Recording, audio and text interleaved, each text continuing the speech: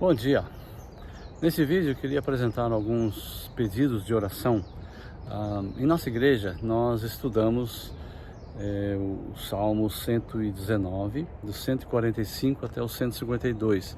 E nessa estrofe do Salmo, nós percebemos ali 4 respostas, aprendemos 4 respostas à pergunta: como clamar coerentemente com quem Deus é, como orar, como crescer na oração.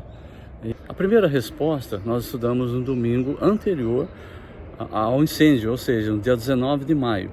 No dia 26 de maio, que foi o domingo posterior, logo em seguida ao incêndio, nós tivemos um culto onde um irmão muito querido que estava aqui, estava conhecendo o Japão, ficou alguns dias aqui no Japão, estava hospedado em nossa casa, e ele trouxe um testemunho muito encorajador para todos nós, e tivemos ali um tempo de testemunho logo após o incêndio.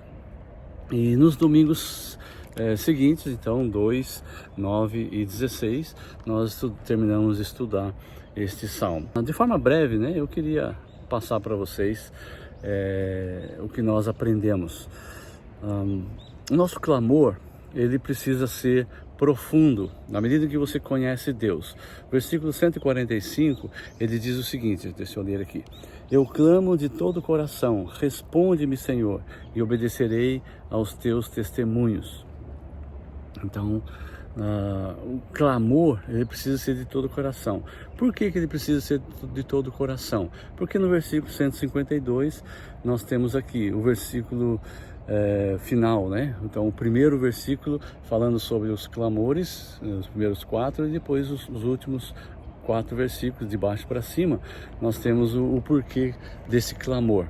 Então, o 152 diz: há muito aprendi dos teus testemunhos, que os estabeleceste para sempre. Então, se os testemunhos de Deus foram estabelecidos para sempre, e permanecem para sempre, por toda a eternidade, então o nosso Deus, ele estabeleceu esse testemunho, ele é eterno.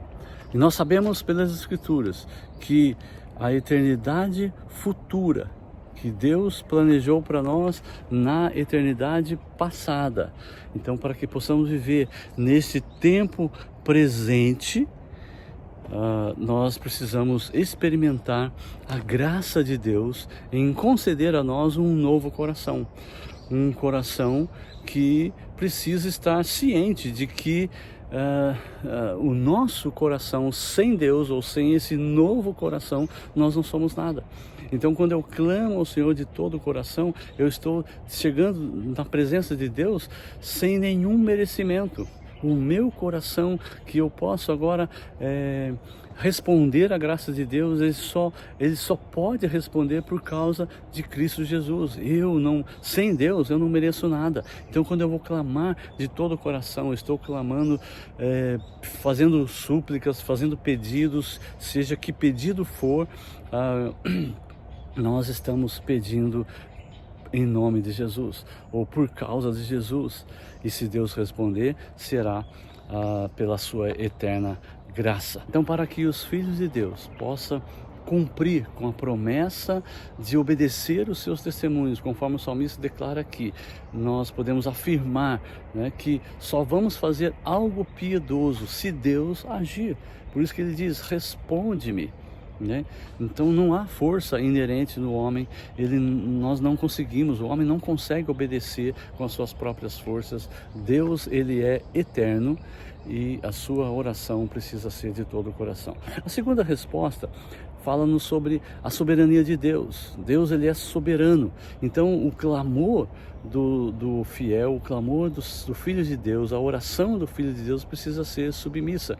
Então o versículo 146, ele diz: clamo a ti, salva-me, e guardarei os teus mandamentos. O Filho de Deus, ele se compromete a obedecer, a guardar os mandamentos, guardar os testemunhos de Deus. Por que ele deve orar assim? Porque ele está aprendendo, ele aprendeu, e a palavra de Deus o levou a reconhecer e aprender mais sobre a soberania de Deus. O versículo 151 diz: tu estás perto, Senhor, e todos os seus mandamentos são verdade. Então Deus que está perto de tudo, tudo que Deus faz é bom, irmãos. Tudo que está acontecendo conosco não está à margem de Deus. Então, mesmo que nós enfrentemos circunstâncias difíceis, como ter a sua casa incendiada, a verdade de que a tribulação, ela produz paciência, a paciência produz caráter aprovado, e o caráter aprovado produz a esperança, e a esperança não nos decepcionará. Por quê? Porque sabemos que Deus, Ele é bom, Deus, Ele nos ama, e Ele está sempre perto.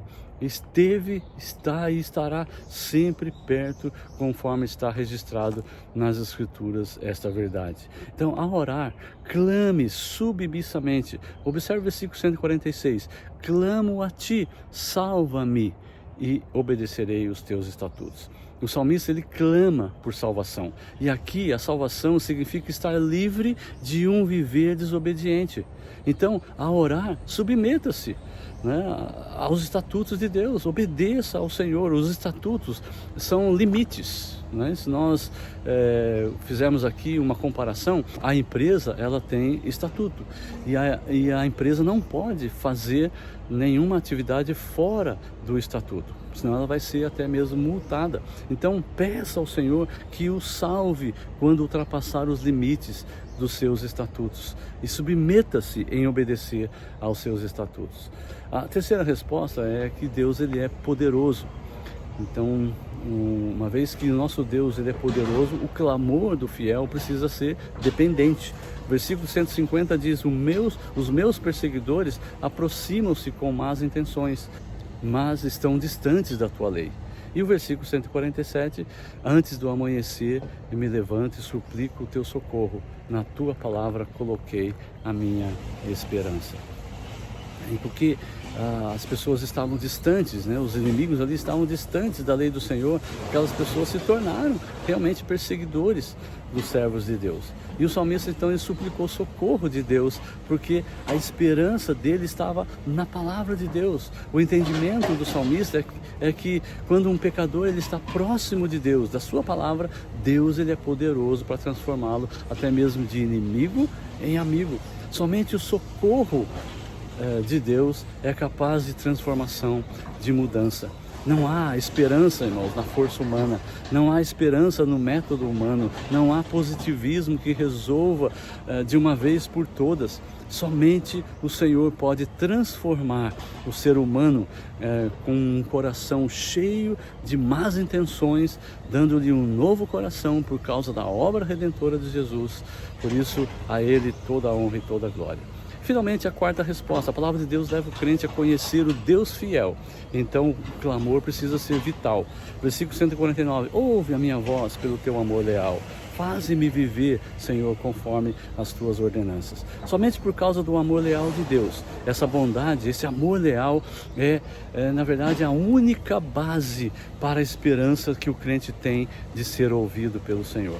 O salmista, que faz essa súplica a Deus, ele está pedindo que Deus o ouça, e o argumento dele, que ele usa, expressa, né, que as Escrituras ensinam sobre quem é Deus e quem é o homem. Porque ele usa o único argumento que lhe dá a esperança de ser ouvido: o amor leal de Deus. Deus é fiel, e não há no homem e em nenhuma circunstância qualquer que o homem possa estar. Não há nenhuma circunstância que possa dizer: olha, Senhor, eu estou aqui sofrendo, eu tive minha casa incendiada, por favor, ouça-me. Não há nenhum argumento que possa dar a nós a esperança de que Deus vai ouvir. Somente o amor leal de Deus. Ok, e o salmista, ele entendeu isso. Deus é fiel. O que ele pediu? Vivifica-me. Ele pediu isso. Ele pediu que para o Senhor: faze-me viver. Sem Deus não há vida, irmãos. Conforme as tuas ordenanças, ele está dizendo. Ou seja, faze-me viver conforme a tua justiça. E a justiça foi manifestada em Cristo Jesus, na obra de Cristo Jesus, na obra redentora dele. E o versículo 148 basicamente aí mostrando para nós que é um prazer estar acordado, né? Só vai ficar acordado quem está vivo. Você pede para que Deus o vivifique e você vai ficar acordado até mesmo às vigílias da noite para meditar nas tuas promessas, como diz a palavra de Deus. Ele chega a essa conclusão que estar perto de Deus é o lugar mais seguro e mais satisfatório para o ser humano. Não é nenhuma imposição, não é uma coisa que temos que fazer por obrigação. Na verdade, é um desfrutar da presença de Deus. Essa deve ser a nossa razão, esse é o nosso propósito, de estar na presença de Deus e desfrutar da sua presença eternamente. Uma alegria profunda, uma alegria duradoura. Por isso, ficar acordado não é um sacrifício, é um prazer. Ficar acordado é uma atividade dos vivos. Então, você que me ouve, no Japão ou no Brasil, em qualquer outro país, ore pelos japoneses e pelo nosso ministério. O nosso ministério visa trabalhar em prol do discipulado do povo de Deus, ainda nessa geração, para que discipule a próxima geração e nós tenhamos então missionários constantes aqui nesse país ou em qualquer lugar que estejam. Então ore com todo o coração, ciente de que não merece nada, porque não há nada que você faça que será benefício para a pregação. Nada que nós façamos será benefício para a pregação em si mesmo.